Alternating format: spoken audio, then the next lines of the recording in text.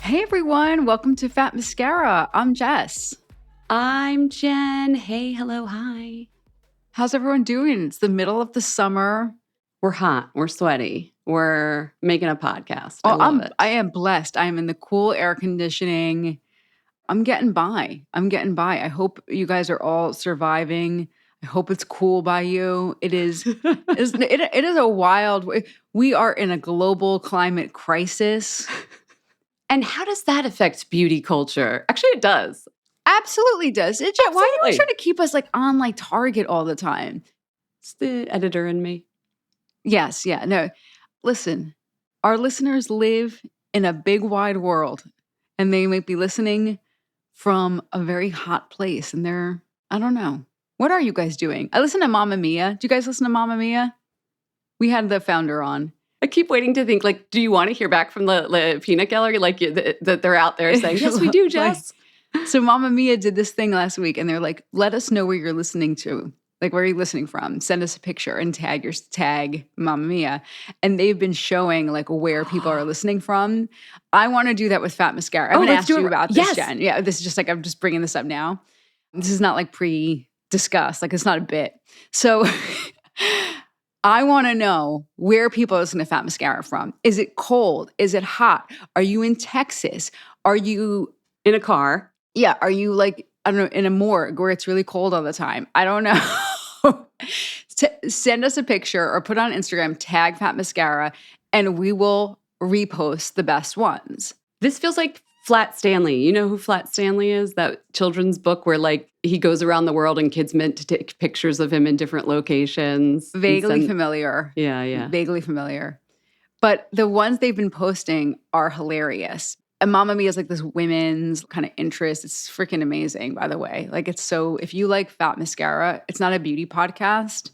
I listen to Mamma Mia out loud, and it's I've subscribed, so it's one every day. Just anyway, I'm digressing. Where are you listening to Fat Mascara from? I love this, and it ties to our intern, Ellie, who I don't know if we've mentioned on the air yet, but she is literally a global world traveler this summer. She's in the studio right now with her mic off, actually. But since she's been working with us for the last few months, she was in LA at school at UCLA. She's our West Coast correspondent. Then she was in the Netherlands for a school program. She's our Netherlands correspondent. And now she's in North Carolina. So she's our Southern East Coast correspondent. I just learned, Ellie is badass. She is studying criminal justice at The Hague. Among other things. We have so much to talk about. She's going to come on the show before her internship is done. She's working on segments for us. But yeah, she's in the studio today. We love you, Ellie. Cool. Thanks for all your help. Thank you, Ellie. Ellie might be the one actually reposting your photo from... That's true. That's true. A construction site or wherever you're Jess, working. how do you want people to send us these photos? This idea that you just came up with off the cuff. No, I think what you should do is, this is really good. I'm not really hammering out the logistics. How about email? info@fatmascara.com? Well, no, I think, you could email them. That's one. But maybe you could also just post it where I'm listening and tag us. Do that? I don't know. Text us. 646-481-8182. We're smart girls. We can figure it out. We're scrappy. You don't worry about the logistics. Ellie will handle it. She's basically a judge at The Hague, handling criminal. We've upgraded her. She can do this. Ellie will figure it out. I believe in Ellie. All right, we're gonna. You're right. I don't need to make it always about beauty culture, but I do sometimes giggle about it. If you log on, you're like, what's going on? But before we do get into beauty. Everybody knows I'm a birder. This has come up on the podcast multiple times. I was telling Julie last week, I'm sure you heard, that I have Sally, the mourning dove, who's been living on my balcony. Guys, I have a birth announcement. Sam and Sally had 2 babies. My eggs hatched. They're not mine, they're theirs.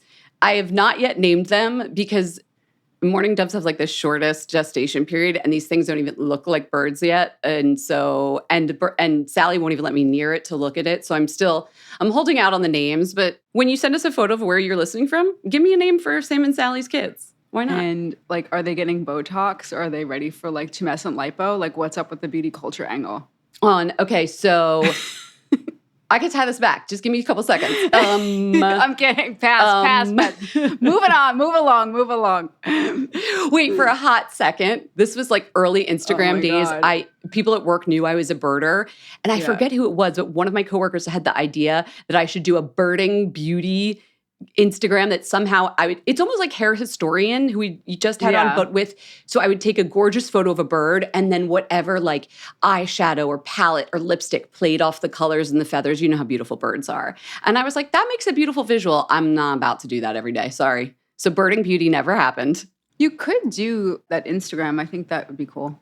I think it would just be a fun project for myself because I just think photos of bird, and I follow so many photographers that are like birding photographers. I'll think on that. I feel like the Shantakai people would be into that. They always get inspiration from animals like coloring and thing for their eye palettes. There you go. You gave me a challenge and I accepted. I somehow tied it back to beauty. You're welcome. Let's take a quick break and then we'll do some news.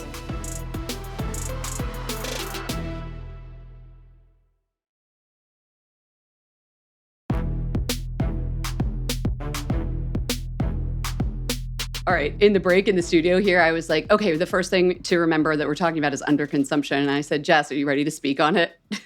She was like, oh, yeah. that sounded So like I'm ready. very loaded. No, but keep going. Okay, so underconsumption is a lovely label for what used to be called de-influencing, which is a lot of people on social media showing themselves cleaning out all their stuff, mostly with beauty because we all have a lot of beauty stuff, just paring back. I'm buying less, maybe because of inflation or whatever it is. I don't need as much stuff and making this a trend. Okay. So if you want my thoughts, I'll start, but I'd like to know what you think on this because we haven't spoken about this before.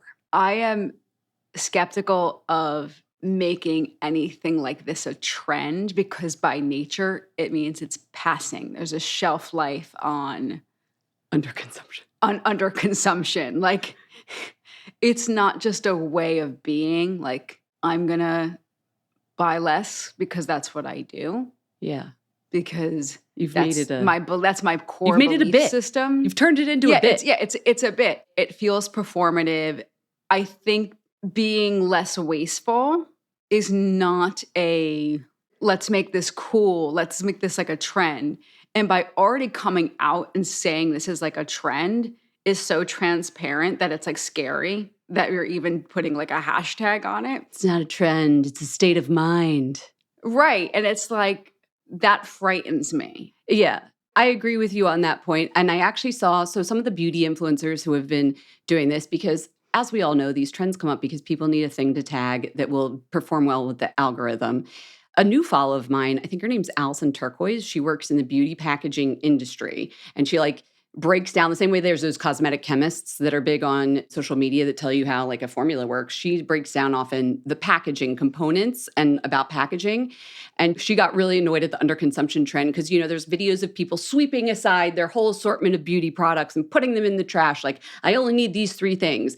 And she had an excellent point, which was if you really want to be true to the ethos of this, which is like what I think you're saying, Jess, like the actual mindset, use all of those products to the end. Yeah. Don't buy new because you have so much already. We're not saying you have to throw out what you have or pare back, maybe if it's expired, of course. But the whole mindset is not to do it for the performative, to make a trend, or maybe I have to buy a simpler product. I had a 3-in-1 that had multiple steps and things. So I threw that out and now I bought the one thing. No, if you're buying more and not consuming what you have, that is what we're trying to go against with this whole thing. Right. And I also part of me is like, well, I'm happy that this kind of seed, like the germ of the idea of like, hey, maybe we should buy less. Maybe we should question this habit. I'm glad that's out in the ether because I'm sure there's some listener out there being like, wait a second. So then what do you want, lady? You know what I mean? Do you want more is more? Like, I'm glad that this idea is percolating. But of course, nobody in our country or this world can do things in halves. It has to be one way or the other. So it's like, can there be a middle point? What about let's slowly maybe think about buying what we were going to use. Maybe we don't need to buy a whole new wardrobe every season. Maybe we don't need to buy fast fashion in the way what we're doing. Maybe we don't need, you get my point. Yeah. And to your point, Jen, you're saying about you don't need to throw it all away. There's a place around here that they actually do take mostly filled products because they're using it like a women's shelter. Mhm. Can you do a share with your friend? I know, Jen, you're participating in something like that, right? I'm hosting actually tomorrow night in New York City. I think tickets are sold out at this point. A fragrance swap, which actually plays right into this, where Right. you bring a almost full bottle of perfume and then you put it on the shelf and you go home with an almost full bottle from somebody else so that you get it feels like you're shopping. It feels like you have a new discovery and you're talking to like-minded people. You're swapping instead of shopping. That's kind of underconsumption. Oh my God, I gave it a name though. Sorry. Swap, don't shop. That's actually really cute. So Yeah. I'll allow it. So you'll allow it. But like, I think that's a great idea. I hope it inspires people who like, I realize New York is very Host large. your own swap. But can you host your own, like Yeah. with your friends?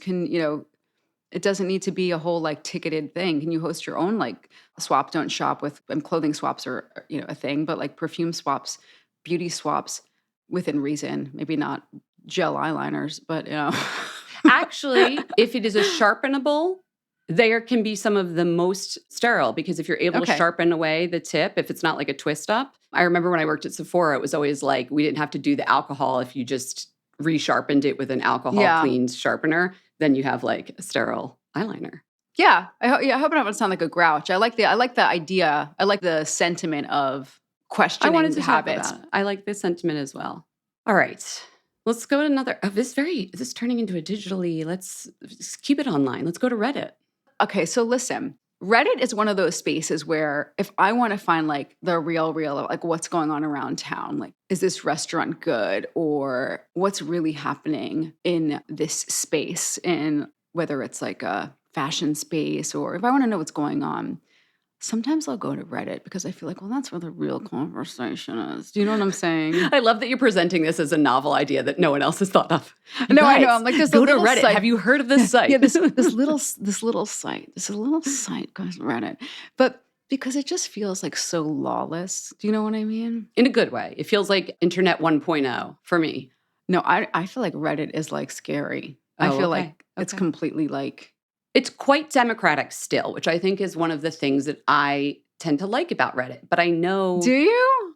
I think so, because it doesn't feel as if all of these other software and medium that have come out, eventually commerce comes into it in some way because of advertising, because of branded content, et cetera. Reddit has always felt like a safe place in that way to me. Safe, really. Not I safe, find but like I feel like it's completely not polished, completely like you're going into like the town pub. No, I know, but I'm saying it's safe from capitalism in a way. Obviously, people are in there with an agenda, but I just meant like I wasn't getting digital ads thrown at me. I wasn't having to decide, was this hashtag sponsored content, that kind of thing. Yeah, it's like unhinged, right? The real, as we say in Philly. Yeah, it's like it hasn't been like sullied by capitalists. Like it's not a marketed place. Well, beauty is making its way over there. Well, that's about to change. And I'm really fascinated by this sort of case study. Erno Laszlo, the skincare brand, which is really a more posh legacy brand. This is like Marilyn Monroe was a client. They're famous for their soaps and their creams. They had a beautiful spa down in Soho. Like this is a real heritage brand. I've noticed they're doing a lot more advertising, not just digital, just they're really kind of having a bit of a renaissance. And it's funny because it's something I've actively noticed. And then I learned that Reddit is a space that they're playing. They're putting online ads there and they've been infiltrating some of the comments as a brand and also populating ads in like their skincare section. So Reddit, we know, is a big place for skincare advice and recommendations. And I was really fascinated by this stat. According to Jim Squires, Reddit's executive vice president of business marketing and growth, every second, 2 people ask for a recommendation and they get 14 recommendations back. I mean, this is a space that you would want to be. As a company, you mean? As a company, yeah. And additionally, 1 in 5 conversations on Reddit is related to purchase decisions and product categories. So, I mean, I don't want to say it's like fish in a barrel. As a marketer, you mean? This is, of course, it's someplace a marketer wants to be, but I don't know if I want them there. You know what I mean? I mean, Erna Laszlo, they put free-form ads, which allowed the brand to engage on Reddit in the same way as its users. They also, like I mentioned, they responded to, and it was very clear. Like I saw the conversations. It's marked as Yeah, advertising. they're not doing anything that isn't very clearly transparent. They were able to segment communities that are interested in anti-aging skincare, especially those who are ready to upgrade their skincare needs. So when I was looking at some of these conversations, and I'm also very engaged in like skincare communities on Reddit, they're not coming to the table necessarily with the same, not every person, of course, some people are super skincare like aficionados, but there's a lot of people looking for information at all levels. So I think it's really smart. And at first I was like, wait a second, isn't this like a sacred space? That's what I'm saying. I think we felt, but I think, I remember when Facebook first came out and it was like, oh, that's my college friend or that's my aunt. And then MySpace, and well, that was before, but Instagram, it was like my coworker that was right next to me, just like looking at pictures of their shoes. It was also innocent in the beginning. Yeah. I could see this becoming the same sort of thing. Yeah. That to me, though, it's kind of what happened with TikTok. Like during the pandemic, it did feel very natural. And these creators that like, it wasn't a machine. They just happened to find popularity because they hit a nerve with humans. And I love that. And once TikTok shop launched, it became so commerce driven that you lost that sweetness and that like innocence. And no, Reddit is not an innocent place, but I worry that we'll lose that naturalness once brands and marketers come in. And I understand a lot of people want help and they're like, oh, I'm so glad I learned about Erna Laszlo's soap that is going to be perfect for my skin. Of course that is helpful to them, but I don't know. It remains to be seen. And again, I'm not that heavy Reddit user that is like looking for recommendations. So I'd be curious from any of our listeners who are that Reddit user. Yeah. How do you feel about it? I come here without judgment. I just thought it was a really interesting story. And I'd be really curious to see how Erna Laszlo's business changes in the next couple of years, because I thought this was a really innovative strategy. Okay, moving on. We're going to go from one safe space to another. We were in Reddit. Let's go to the science corner, shall we?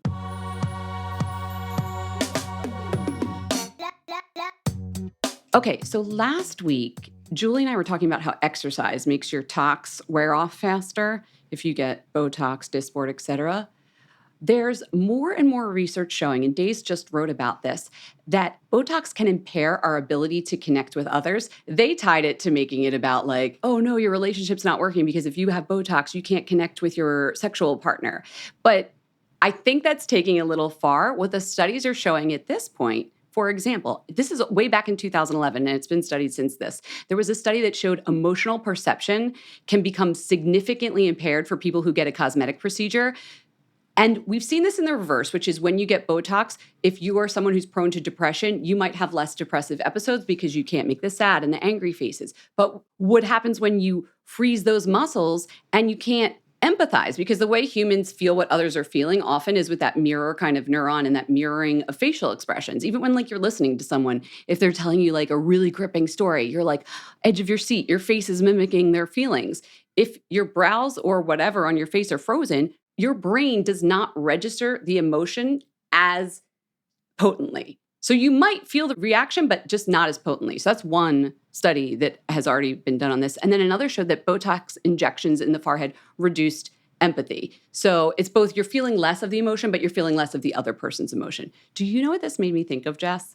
I hate to tie it back to politics, but that's kind of what's on everybody's mind right now in the United States. I wrote a story for Elle maybe 4 years ago, and I interviewed all the dermatologists in DC, like, who's really getting stuff done? Are the Congress people? Without fail, they were like off the record, and I can't tell you who, 98% of people in Senate and Congress have Botox. All of the politicians that you see on TV. In fact, there's one, oh God, Matt, I'm not even going to get into it.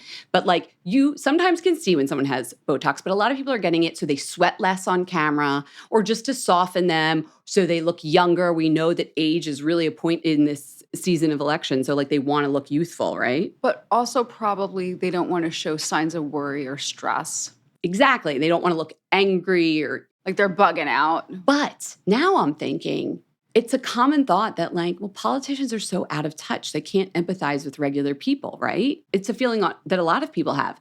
maybe that's actually true. Maybe if they're all getting Botox at higher levels than the average person, they can't empathize with their constituents. I really don't think that. I am extrapolating wildly. I feel like that is a very marginal. I really don't think that is the root cause of any sort of empathy delta between. No, I really don't think so. I don't know how seriously to take this study. I think. Well, there's multiple studies. This isn't just, Yeah, but I think it's probably multifactorial. I think if somebody's got like a ton of stuff in their face and their face is frozen and you're looking at them and you feel like they're not reacting to you, is that what you're talking about? That's one of the studies, the empathy one, yeah. Well, the person who is giving the story, let's say the giver, like they don't notice it, but they're doing electrofeedback in the person who's receiving and they just don't feel the emotions that the other person is projecting. So it's more on the side of the person with Botox that's been studied.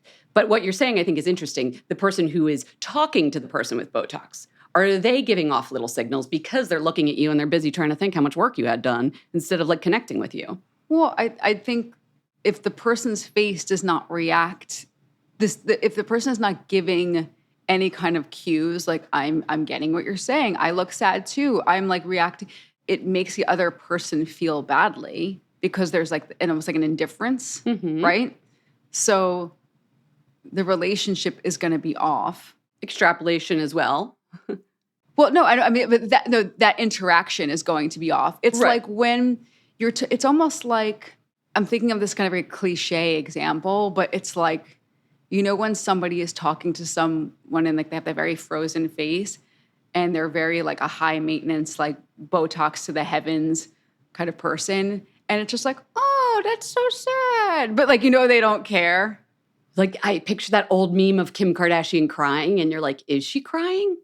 No, I'm thinking of almost like a scene in like, I don't know if you ever saw this show. It was such a great show. Jill Kargman, Odd Mom Out. And like all like she was talking to kind of like the Upper East Side like mommies. Okay. So Abby Elliott was the Upper East Side mom. But it was just like everything was like these frozen women. This is not like a hard cliche to think about. It's like a frozen face. And it's like, oh, that's too bad. Like you can't make it. It's like they're kind of like frozen. That's not going to make the other person feel great. So I don't think it's like a biological, like the Botox made the person's emotional pathways. I don't think it's like a chemical thing. I think just like the studies just help show that what some people have been feeling. And there were people in this article, by the way, that were saying they themselves felt once they got Botox, they just weren't connecting with people romantically as well. Obviously, that's not a scientific study, but it speaks to what you're saying, which is just, it's really hard to have them feel comfortable with you when you're not emoting the way that a normal human does. Right. And maybe, I don't know if that's like, maybe the facial expressions are not as pronounced, but also I'd like to know what the level of Botox or the level of cosmetic, like, is it somebody with a little Botox? Jess is real-time designing a study. If anybody's listening. But it's like, does this person look like super jacked up? Or is this somebody with like a little Botox? You know what I'm saying? Yeah. Yeah. The politicians that I've been seeing now in the news cycle, sometimes I'm like, you might want to think about who's injecting you right now. Just saying. There is somebody I'm thinking about recently. I will say this, just like final thought, some parting thoughts. Somebody who I know has gotten a lot of work done. Okay.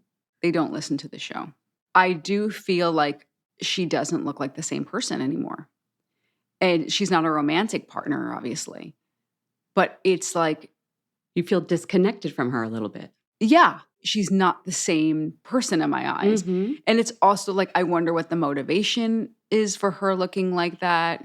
I can't imagine if she was a romantic partner, like. How that would make you feel. Yeah, like what's going on, babe? You know what I mean? Yeah. I know. I always take it to the science, but that's a real world example of like, no, I see how this could play out. It could be detrimental. Right. And it was like, well, what do I need to do? Where's she going? Where'd she go? Yeah. And I think we could all use the more empathy we have in the world, the better. So let's just take it small doses with the neurotoxins. Okay. I have a fun etiquette question for you, Jess. This is from, there's the nationally syndicated advice columns in all the newspapers. There's a new advice columnist who just took over for Ask Amy, if anybody ever read that. It's Ask Eric. R. Eric Thomas. He's like a playwright and a writer. Anyway, so far I've been enjoying his answers to people, but I've also been enjoying the questions. And one of the first questions he tackled in this United States nationally syndicated column was, here, I'm going to read it to you because I want to see what Jess Matlin would say. So the reader wrote in, while I was volunteering at my children's school, another mother asked me, why do you wear makeup? She followed that rude question with, I think it sends the wrong message. I was completely flabbergasted and didn't know how to respond. Somehow, I felt as if she was judging my morality and that and that my presence was not welcome around the students. How should I have responded? This happens to everybody all the time. Like something happens to you and you don't respond the way you want. It's like, what do I do next time? Jess, what does she do? Ask her why she doesn't wear makeup. Great answer. And anything else? Or that's just your retort? No, it's like, you have your choice. So why doesn't she has her choice. There's nothing wrong with not wearing makeup and there's nothing wrong with wearing makeup. I like it. It's probably going to shut down the conversation and that's what you want to do. Eric's advice was very similar in that he said, and why do you think it sends the wrong message? Because he's like, in my experience, anytime a know-it-all busybody gets in your business and you actually, they were like, okay, you're engaging because you're pretending that you want to like share some wisdom with me, then let's have a conversation. Why don't you tell me why? The minute that happens, he said that without fail, people are always just like, well, I just think it is. Like they don't have an answer. That's so good. That's so good, Jen. I just think it is. Will make that person, I would think, feel a little silly. Yeah, I wouldn't I wouldn't speak about myself first. I would ask her about her. And then she throw it back. Like, okay, you've come into my space with this question. I'm going to be equally as rude to you. Are truly wild. I know when people ask me questions that I don't want to answer, like this happened recently, like someone asked, oh, when are you having kids? It was like at a dinner family, like it was multi-generational. And afterwards, I like had 85 comebacks. But in the moment, I didn't want to be an asshole. And I was just like, oh, it's, I don't even know what I said, but it stuck with me that I didn't have a good I said like 55 things. Should I have asked him, why aren't you having, I mean, he had kids, so whatever, no. But like, should I have engaged? Instead of trying to shut down the conversation, maybe I should have been like, why are you asking me that? Right? I mean, I'm trying to think. I mean, that's the question he asked you is far more like consequential, I think. I mean, of course, but it's personal choices. And this woman's judging the choices of another. It's the same idea. Like by asking about it, you're judging the other. Well, this one was straight up judging it. It sends the wrong message. Tell me what it's like at drop-off, Jess, when you go to the school. Like, are you judging the women's makeup? No. Everyone is literally just trying to get by. Everyone's just trying to get out the door. Yeah. And that's why I'm also like a fellow mother should understand that like we're just doing the best we can. The lipstick is covering up for a lot of my insecurities as a mother. What if she just like really engaged and explained why? No, I think maybe she was asking this person, and this is like, I'm giving this person a lot of grace, but she could have been like admiring the other one, being like, why do you wear makeup? And then like, if there was a ... and they were like alone, maybe it's like, because I used to, and I can't even try that anymore. You know what I mean? Like I'm done. I'm too tired. The woman says, I think it sends the wrong message. Ain't no ... in that. She was like, why do you wear it? I have amnesia. Remember 4 minutes ago when I told you the full thing the lady said? No, I actually was thinking like, I was like thinking nice for a second. I totally have amnesia. No, you were giving her the grace. But I think if we hadn't heard that second part of the question, I agree with you. But the fact that she said, I think it sends the wrong message. So if someone ever comes in your space about your hair, about your makeup, about your personal choices, yeah, I say actually engage and say, oh, why is that? Because he's right. Nobody's going to. But then I'm sorry if that gets you in a whole conversation you don't want to be in. Well, that's the thing. You're never going to win with these people. So I just usually say like, that's so interesting. That's so interesting. It's like, I know. That's so interesting is brutal. I love it. I'm just no. I always say that's so interesting. I mean, there's so many things I make it sound like I have crazy beliefs. I don't, but I have beliefs that I know people don't believe. Never going to win. So I just say that's so interesting. It sends the wrong message. Interesting. I like that. Okay, well, I'm going to give you a syndicated advice column because I really do enjoy your take on that. That always shuts it down because it's like interesting. That's so interesting. Also, if you could see Jess's face right now, it's one of the greatest things I love about Jess Matlin is she has this face that will just tell you, don't mess with me, but it's very that Southern, when Southern women say, oh, bless your heart, like it's that, you don't come from a woman from the South in the United States, like, and she says, Oh, bless you. Like, you know. I'm from New Jersey. I know, but it's that face of like a woman being kind because that's what we're supposed to do in public, but don't F with me. Jess has a great face for that. Anyway, I'll take a screenshot and I'll put it up on your Instagram stories for y'all. Okay, let's. So now anyone who I say that to, they know exactly. They know the truth. All right, let's take a break and then we'll raise some wands.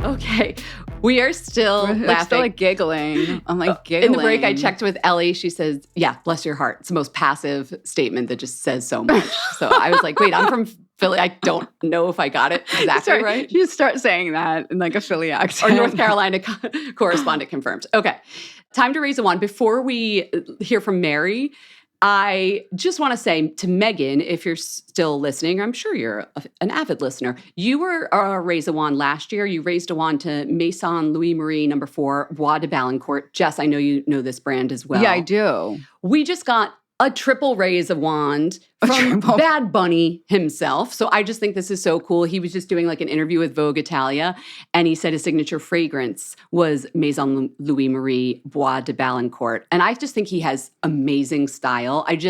The minute I started listening to his music and I saw who, I was like, this guy, he's cool. He's very style. Sexy. I bet he smells freaking delicious. Yeah. And if you want to know what it is, it's Bois, I think for wood, de Balancourt. Okay, Mary's from Palm Springs. She probably says, bless your heart to people. Mary, take it away. Hey, Jess. Hey, Jen. It's Mary. I'm in Palm Springs. I'm a huge fan. Love the pod. So I want to raise a wand. I have been on the hunt for a great lip balm, lip gloss that I can wear when I'm out walking or running. My lips get super dry, and I've gone through so many chapstick type products and solid lip balms and even some glosses, and they all just end up being really sticky, and they pill, and there's all this waxy residue, and my lips just dry out. So when I heard about Tower 28 by Way's lip jelly, the scent to me, I know it. I thought, oh, that's really interesting. So I bought 2 of them, and I'm so glad I did because it's sold out right now. But let me tell you, this is the holy grail for lip gloss. It is moisturizing, it is hydrating, it doesn't pill, it doesn't get gloppy, it's not sticky at all. I use it for my run. Maybe I reapply it once, maybe twice if it's a long run. But I'm telling you, this really works. I have found the holy grail for lip gloss. Hope that helps. Thanks. Mary, thank you. You know I'm always on a quest of how not to have chapped lips. And so anytime anybody wants to raise a wand to the lip balm that's working for them, I am here for it. Before, Jess, we raise our wands, I still have a little more homework for everyone. Last week, Julie and I were talking about dynamic duos, those products that just, you put it on, but then you have the other product that goes with it, and then they're just better together. What is that? Like, what is that for you? You know, you want to know what my dynamic duo No, is? I'm asking the listeners, but I would hear yours as well. But that's our homework this week. If you're calling in or listening, if you listened last week, 646-481-8182, call us. Tell us what 2 products you love together. They don't have to be from the same brand. In fact, I feel like sometimes it's those little concoctions at home. You're like, this liner with this shadow is like chef's kiss. You know what I mean? Dynamic duos. Yeah. All right. Let's raise wands. What do you got for me? I have a throwback. Let's like a hear throwback. Okay. I know that I talk about department store beauty all the time. By the way, I went to the Macy's in Manhasset the other day in Long Island. We had to like stop for something. It was so wild being in like a Long Island Macy's. It was just so wild. It like even smelled like a Macy's. Well, anyway, a long time ago, I went to a Macy's. I was probably like 13, 14 years old, and I went to the Borghese counter. You remember the brand Borghese? Borghese? Remember, I still love. Princess Marcella Borghese. Give me that Borghese. spa mud, or I forget what the name is. Well, that's exactly what I'm giving you today. I'm giving you the spa mud. This is such a coincidence. This wasn't like a plan. I mentioned Erno Laszlo. I feel like in the same family, if we're doing a brand breakout, like a diagram, I would put Borghese Aroma in the same kind of legacy, heritage, beautiful spa brand in that same breath. They're really doing a lot with the brand. I don't know if they're like redoing the formulas, but the formula is just as good, maybe better than I remember. The spa mud, it's called Borghese Aroma Advanced Fango Active. Fango. I think I said Fandango. Fandango. I think that was a video service. Mud for face and body. Love something that has dual purpose. It comes in like a little jar.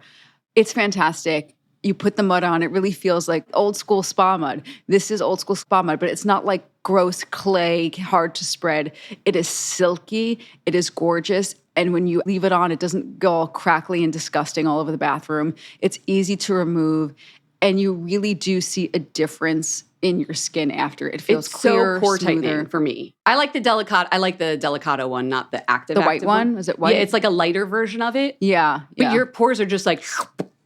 Yeah, it's good. And it's a nice treat. It's like if you want to actually, yours is the lighter one. I just looked it up. This is a brand that I think people have slept on for a long time. And I did get a couple of different products from them. And I was like, why have I not been using this? It's probably a few different reasons, but nothing to do with the product. Now I'm like, why haven't you? I think at time, it's also like... Yeah, it's time. It's cycle of newness. It's like one of those ritual-y kind of products that you want to give it its proper due when you do use it. Yeah, and I think there's actually been a shortage in our industry of like just pure, beautiful spa brands. I don't need to have my face ripped off in like clinical with a peel jumbo. that looks like and a cooling cryo tightening. No, I just want to be taken care of. Yeah, I feel like I'm in Italy in a proper Roman bath. I don't know. I love that. I'm also raising a wand this week, like Mary. I think I'm going back to Mary, our caller. To a lip product. I actually just wrote about this whole new category. To me, the lip category is fascinating how it's evolved in the last couple of years. We had the lip masks, then we had the lip oils. Then we had the very shiny lip balms, from Polite Society, Summer Fridays, U Beauty, Rhode, that all looked the same. I'm calling it now, the next thing you're going to be seeing more of are lip softening balms or lip exfoliating balms. Okay. The prime example and the best one so far is the Eadem, Le Chouchou. Eadem? Eadem. You know that brand? Yeah. Eadem. Their Le Chouchou lip balm, the color I've been using is Bissap Glaze, is a lip softening balm. So I think if for anybody's like, what's a lip softening balm? You can read my article in the cut, but they're different than lip scrubs because they don't have manual exfoliants like sugar or things like that. If you remember those products, they have a chemical exfoliant. So I was talking to Alexis Paget. She's a cosmetic chemist. She does Educated Mess. She's great. To me, it's like, can you get both in one? If you're exfoliating with like a chemical exfoliant, how is that also going to then moisturize? Soften your lips, yeah. Right. Yeah. Well, she pointed out to me that, for example, the acid that's in this one, which is lactic acid, is also hydrating. So just because it has the word acid, it doesn't mean it like peels off your face. Like a lot of these acids are quite hydrating, or they promote cell turnover or things like that. So I think we're going to be seeing more of these. If they're formulated well, like this one, damn. The shine will eventually go away, as all glossy balms do. But when the shine goes away, you still have a little bit of the tint. There's also a clear one as well. But then your lips are softer after you use it. I feel like a lot of lip balms and lip plumpers and lip oils, I use it. Then once it wears off, my lips are even drier than they were before. Totally. That's why I'm very skeptical about all these oils and everything. It's like, I unless know, you're 'cause I think applying like a mad dog. No. Whatever's in them dries my lips out. This is the opposite. The product has worn off, and yet you're still getting the hydration and you're getting the softening. The true test for this, for me, is going to be winter. Because, like, obviously it's like 95% humidity right now. So, of course, my lips are softer than they normally are. But I'm going to keep using it through the winter and report back. Because right now, raise a wand to Eadem Le Chouchou.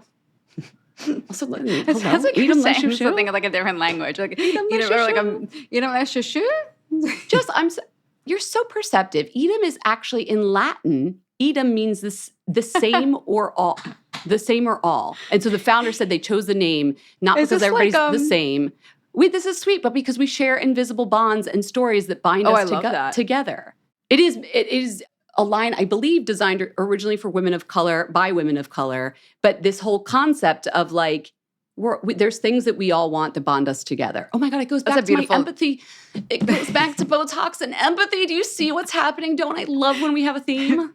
Beauty culture. Beauty culture is all together. What's the thing like on the back of many, we are like the plubus, like of many, it's like on the back of money. Jess, you also tied in my politics rant. Look at this, America. We are all Do you one. know, I don't remember what is the Latin? I'm You so know, sorry. you know what I'm talking about. Of course I do. It's also on the back of the Lincoln Tunnel. When you come out of the Lincoln Tunnel, it says it. There's people yelling this right now to their headphones. As for many is one or something. Jess is looking it up. Okay, fine. E pluribus unum. Which translates Out of many, to? one. Out of many, one. Jess's new beauty line dropping soon. E pluribus unum by Jessica Matlin. Crack myself up. All right, go get your beauty sleep. Yeah. Get your beauty sleep. We love you. Bye. You're one of us. Bye. We hope you enjoyed the show. It's your reviews and feedback that help us make the podcast even better. Head over to iTunes to rate and review us, or email your thoughts to info@fatmascara.com. We also want to answer your beauty questions and hear what products you love. To share a Raise the Wand product review or to ask a beauty question, email us at info@fatmascara. If you send it as a voice memo file, we can even share your voice on the podcast. You can also do that by leaving us a voice message. Our phone number in the United States is 646-481-8182. Thanks so much for listening.